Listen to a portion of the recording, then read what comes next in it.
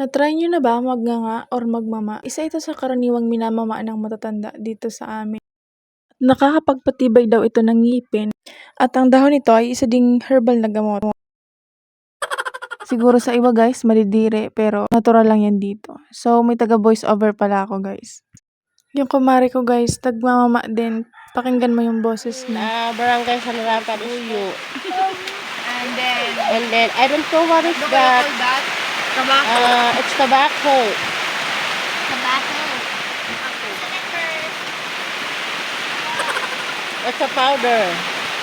Not N. Johnson powder, ha? But it's called hair powder or... Hindi ka man maintindihan ka may ulban ka. Grabe ka man makaugum. Apog. Malinaw? Yeah. Ano nga, magdugang tawas.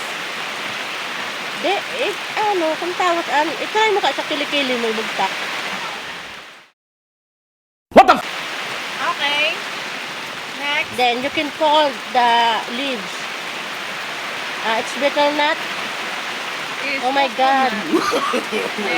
Then you can fold that. Yeah. Yuck. Then, you can put your mouth. Another fold. Yeah. And then, Put your mouth.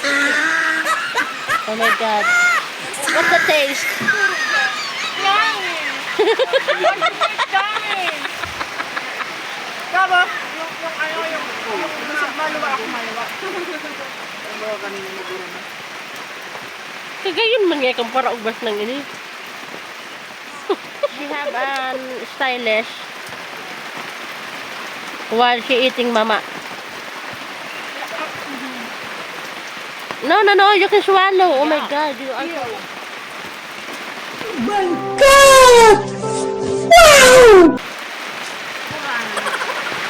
Okay, done. Wag mo kasing anuhin.